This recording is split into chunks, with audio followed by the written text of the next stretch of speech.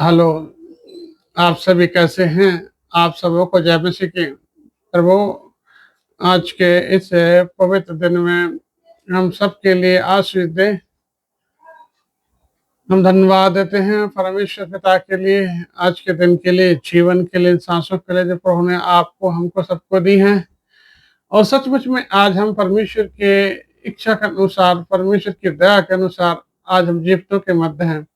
आप सोचिए इस बात को, ना जाने कितने लोग हैं जो संसार से चले गए, लेकिन परमेश्वर का अनुग्रह आपके ऊपर, हमारे ऊपर, सबके ऊपर है। उसके लिए हम परमेश्वर का धन्यवाद करना चाहिए। और वास्तव में परमेश्वर हर एक ऐसे बलिदानों से प्रसन्न नहीं होता है, वो सिर्फ धन्यवाद के बलिदान से प्रसन्न होता है।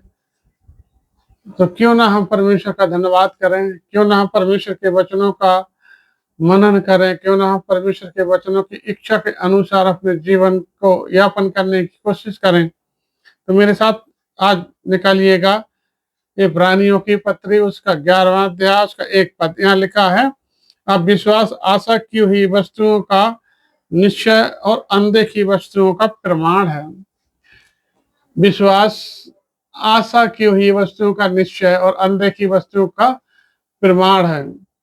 विश्वास केवल यह मान लेना नहीं कि परमेश्वर है, बल्कि यह भरोसा रखना है कि वह अपने हर वचन को पूरा करता है। वह अपने हर वचन को पूरा करता है, चाहे परिस्थिति कैसी हो, कितनी भी कठिन क्यों ना हो, रास्ता दिखाई दे या ना दे, हमारे जीवन में उतार चढ़ाव हो, लेकिन परमेश्वर पर भरोसा रखना, परमेश्वर पर भरोसा बनाए रखना, यही सच्चे विश्वासी की पहचान होती है। कई लोग विश्वास करते हैं, परमेश्वर में आते हैं और विश्वास करते हैं, उनका शुरू में अटूट विश्वास होता है, लेकिन मेरे प्रियो, जब जीवन में कठिन परिस्थिति आती हैं तो विश्वास से पीछे हो जाते हैं। आप पतरस का उदाहरण देखिए। पतरस ने यीशु मसीह की तरफ देखा और वो पानी पे चलने लगा, उसको विश्वास था, लेकिन जैसे ही उसने पानी को देखा, उस परिस्थिति को देखा, वो डूबने लगा। क्यों?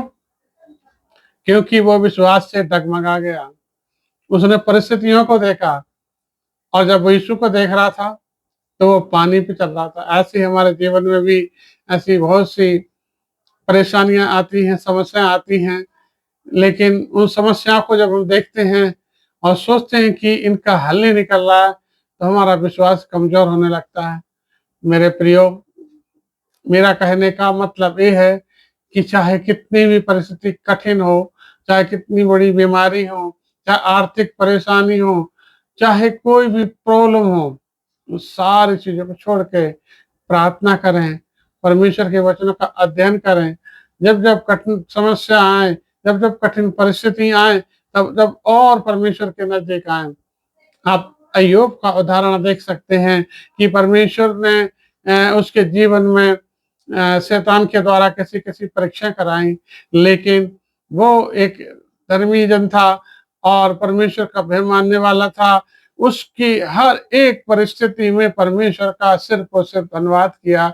उसका सब कुछ ले लिया गया, और यहाँ तक कि उसका जो भला चंगा शरीर था, उसको भी बीमार कर दिया। उसके शरीर में फोड़े हो गए। आप कल्पना कीजिएगा, अपने आप को उस परिस्थिति पे रख के देखिएगा कि परमेश्वर या के द्वारा, इस शैतान के द्वारा कभी किसी जीव के जीवन में इतनी भयंकर परीक्षा आए, उसको परखा जाए, तो क्या वो उसकी तरह अय्यूब की तरह खरा निकलेगा? जब उसका सब कुछ चला गया तो बोलता है परमेश्वर ने लिया, परमेश्वर ने लिया, उसका नाम धन्य हो। मेरे प्रियो, आज हमारे जीवन में भी ऐसी बहुत सी समस्याएं आती हैं और बहुत सी परेशानियां आती हैं, लेकिन हम उन सारी चीजों को देखते हैं तो विश्वास से डगमगाने लगते हैं। लेकिन मेरे प्रियो, जब वो परीक्षाएं खत्म हो जाती हैं तो उसके बाद दुगनी चौगनी आशीषें रखी होती हैं। बस फर्क एक ही होता है कि आप उसके ऊपर कितना विश्वास रखते हैं, आप उसके ऊपर कितना भरोसा रखते हैं, आप उसके ऊपर कितना बोलना चाहिए कि कितना आपके अंदर उसके प्रति भरोसा है। कि चाहे कोई भी परेशानी हो, चाहे कोई भी समस्या हो, मेरा परमेश्वर, मेरा यीशु, मेरा खुदा कभी मुझे नहीं छोड़ेगा, क्योंकि उसका वादा है, जन्माने वाली माता भूल सकती है, अपने सगे लोग तुम्हें त्याग सकते हैं, लेकिन मैं तुझे कभी ना भूलूंगा न त्यागूंगा। देख, तेरा चेहरा मैंने अपनी हथेली पर खोद के बना के रखा है। सोचिए कितनी गहरी बात यशायाह में उसने कही है। आप कल्पना कीजिए कि ऐसी परिस्थिति में परमेश्वर साथ रहता है, लेकिन वो हर इंसान के लिए परखता है कि देखो, ये बीमारी में, आर्थिक तंगी में, परेशानी में, समस्याओं में मुझे स्मरण करता है, यह संसार की इन परेशानियों में उलझ के मुझे भूल जाता है। मेरे प्रियो, मेरा यह अनुभव है, जब जब ऐसी परेशानियां आए, जब जब ऐसी समस्या आए, परमेश्वर के नजदीक जाइए, परमेश्वर के नजदीक और जाइए, खूब बाइबल पढ़िए, खूब प्रार्थना करिए, खूब चर्च जाइए, खूब संगति करिए, और हो सके तो अगर हफ्ते में एक दिन उपवास रखते हो तो ऐसी परिस्थिति में हफ्ते में 2 बार उपवास रखें। फिर देखना, परमेश्वर की आशीषें आपके ऊपर अपरंपार हो जाएंगी, परमेश्वर का अनुग्रह आपके ऊपर अपरंपार हो जाएगा। परमेश्वर आपके लिए इतनी आशीष देगा कि आप हर एक परिस्थिति को देख के हंसोगे कि तू मेरा क्या करेगी, क्योंकि मेरा परमेश्वर, मेरा खुदा जीवित खुदा है, जो मुझे हाथों हाथ उठा के रखता है।